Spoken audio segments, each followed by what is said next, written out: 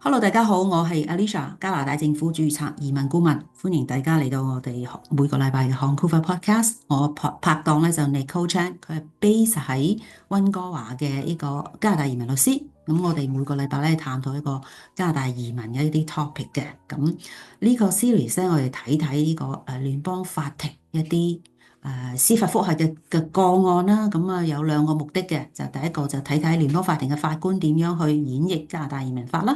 第二咧就係我哋想學啲嘢嘅，唯一目的咧就係想提高我哋申請人申請移民嘅個成功率嘅。咁我今個禮拜嘅 case 咧就同大家分享下咧，就係佢嘅 background，佢係香港人啦，申請Stream B 救生艇嘅 Open Work Permit 咁樣。咁就用嗰個讀書攞咗個 MBA 喺間 Anglia Ruskin University 嘅2022年9月，咁佢就同年11月遞交 Open Work Permit Application。咁為咗攞呢個 MBA 咧，就佢Anglia Ruskin University 要佢攞180個 credit 嘅。咁一間學店咧，我叫做 Institute of Business Administration 咧，就俾咗120個 credit 俾佢，咁佢只要攞60個 credit 咧，就可以攞個 MBA 啦，咁樣。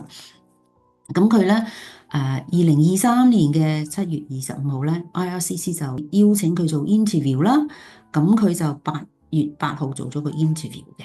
咁9號咧，IRCC 即刻 refuse 咗佢個 Open Work Permit Stream B application，再加多個 penalty A40。大家都知道 A40 嘅 penalty 咧就係虛報個人資料 misrepresentation， 就後果咧就係我有個叫做 exclusion order，即係5年之內咧就唔可以再申請移民加拿大或者去係旅遊都唔得嘅咁樣。咁佢咧就係申請司法覆核啦咁樣，司法覆核都輸埋嘅。咁Nicole，請你同我哋分析下呢個 case 你點睇咧？其實我哋都傾過好多呢啲咁樣嘅 case 㗎啦。嗯咁呢個 case 咧，又係司法覆核咧係輸嘅。咁嗯法官咧亦都係話個 visa officer 咧係可以去 investigate 個 degree 係真定係假嘅。嗯嗯因為呢一個 case 入邊咧，佢係話佢唔知道嗰個120個 credit 喺邊度嚟噶嘛，佢個嗯 applicant 個申請人係俾唔到 proof 呢啲 credits 喺邊度嚟噶嘛。咁嗯嗯係咯，咁所以個法官就話個 visa officer 係可以 investigate 呢啲嘢嘅，而佢個 concern 係合理嘅，所以點解個司法覆核咧係輸咗嘅？係啦。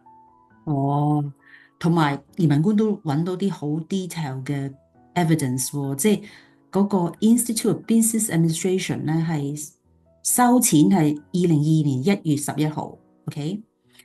咁個 credit 咧，俾佢 credit 嘅日子咧係2022年嘅1月7號喎，即係係你俾錢嘅俾 credit 佢喎，係啊，係咪啊？即係係。好 obvious 喎呢個。係呢個係好 obvious 嘅，係啊，所以係啊。個法官都話個移民官係個 visa officer 係有權可以去 investigate 去調查呢啲咁樣嘅嘢嘅。係啊，呢個 officer 都好 detail 喎，咁樣多謝 Nicole 嘅分析先。咁呢個唔係呢個 advice 啦。如果你自己嘅 case 咧需要 Nicole 去同你去做一個 consultation 嘅，請你 PM 我哋啦。咁如果你嘅親戚朋友都想聽下呢個 case 嘅，歡迎你同佢哋 share 啦。咁如果其他 topic 你需要我哋做 research 嘅，請你喺 comments 嘅留言啦。下次再見，拜拜。拜拜。